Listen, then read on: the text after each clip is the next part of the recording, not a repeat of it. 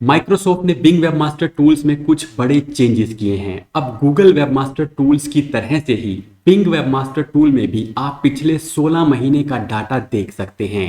Google webmaster tools यानी Google search console, जिसे पहले गूगल वेबमास्टर टूल ही कहा जाता था। साथ ही बिंग वेबमास्टर टूल्स में कुछ चेंजेस और भी हुए हैं जिनके बारे में हम इस वीडियो के अंदर बात करेंगे। साथ ही जानेंगे सैमरश के सर्च इंजन लैंड के एक्विजिशन के बारे में, सर्च जीपीटी की पॉपुलैरिटी कितनी बढ़ रही है और क्या एसईओ टूल्स से मिलने वाली जानकारी रैंकिंग में हेल्प कर सकती है या नहीं। तो चलिए सबसे पहले बात करते हैं बिंग वेबमास्टर टूल्स में हुए चेंजेस के बारे में। पहला चेंज तो ये है कि अब आप इस सर्च परफॉर्मेंस टैब पर क्लिक करके पिछले 16 महीने का डाटा देख सकते हैं। इससे पहले यहाँ पर आप सिर्फ 6 महीने का डाटा ही देख सकते थे। इसके बाद इनसाइट्स टैब का नेम चेंज करके अब रिकमेंडेशंस कर दिया गया है, जहां आपको अब पहले से ज्यादा इंफॉर्मेशन मिलेगी और आप अपनी वेबसाइट का सुधार कर पाएंगे। Real time data updates, site की ऑप्टिमाइजेशन से रिलेटेड क्वेश्चंस जैसे कि ऑल टेक्स्ट और दूसरी एसईओ रिकमेंडेशंस भी आप यहां पर देख सकते हैं। साथ ही माइक्रोसॉफ्ट अब कोपायलट, जो कि माइक्रोसॉफ्ट का एक एआई है, उसे भी बिंग वेबमास्टर टूल्स में इंटीग्रेट करने जा रहा है। अभी ये सिर्फ कुछ सिलेक्टेड यूजर्स के लिए ही अवेलेबल है। इसके इंटीग्रेशन से अब आप इससे क्वेश्चंस पूछ सकते हैं और हो सकता है ये कुछ रूटीन टास्क को भी हैंडल कर ले। वैसे ये रूटीन टास्क क्या होने वाले हैं इसके बारे में माइक्रोसॉफ्ट ने अभी कुछ नहीं बताया है। तो अगर अभी तक आपने अपनी वेबसाइट को बिंग वेबमास्टर टूल्स में सबमिट नहीं किया है तो जल्दी से कर दें। नेक्स्ट इंपॉर्टेंट न्यूज ये है कि सैमरश ने सर्च इंजन लैंड को अक्वायर कर लिया है।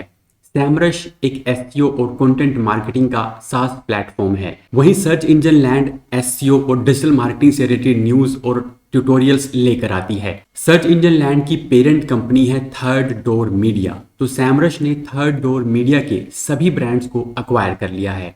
सर्च इंजन लैंड के अनुसार वो आगे भी इसी तरह से मार्केटिंग इंडस्ट्री की लेटेस्ट न्यूज और हेल्पफुल कंटेंट पब्लिश करते रहेंगे। नेक्स्ट न्यूज सर्च जीपीटी के बारे में है। रिसेंटली सर्च जीपीटी नाम का एक सर्च इंजन आया था, जिसके बाद ये बातें होने लगी थी कि क्या सर्च जीपीटी गूगल का अल्टरनेटिव है। सर्च जीपीटी के बारे में मैंने अपने इस वीडियो में डिटेल में बात की है।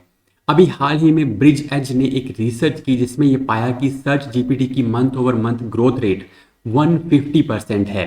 सर्च जीपीटी परप्लेक्सिटी और क्लाउड के मुकाबले ब्रांड्स को 4 गुना ज्यादा रेफरल्स भेज रहा है। साथ ही परप्लेक्सिटी और क्लाउड की ग्रोथ रेट उसी मंथ में 22% है। ओपन एआई इस बारे में बता चुका है कि सर्च जीपीटी सिर्फ एक टेम्परेरी प्रोटोटाइप है। इसके बेस्ट फीचर चैट जीपीटी का पार्ट बनेंगे।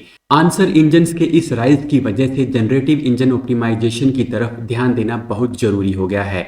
पर यह जनरेटिव इंजन ऑप्टिमाइजेशन या जीईओ है क्या? ये कैसे एसईओ यानी सर्च इंजन ऑप्टिमाइजेशन से अलग है? तो इसके बारे में मैंने इस वीडियो में डिटेल में बात की है। ये वीडियो आप जरूर देखिएगा।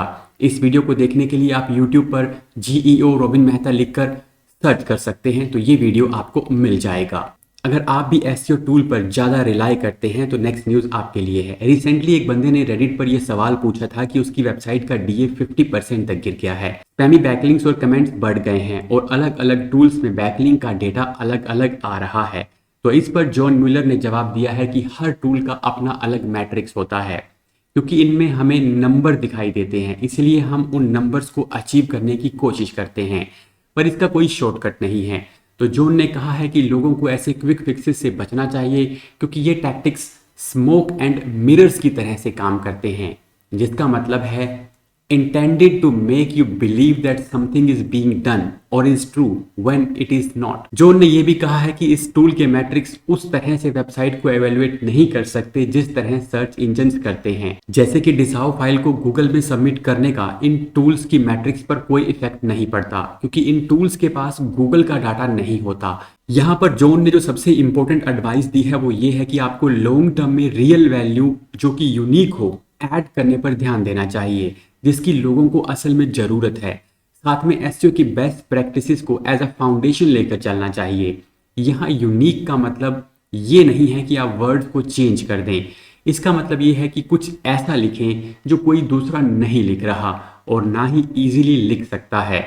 इस तरह का कंटेंट लिखने में टाइम भी लगता है और बहुत मेहनत भी लगती है, और अगर इस तरह से लिखना आसान होगा तो कोई भी इसे आसानी से लिख लेगा। तो इसका सारांश ये है कि अच्छा कंटेंट बनाने और एसईओ की बेस्ट प्रैक्टिसेस पर ध्यान देना चाहिए।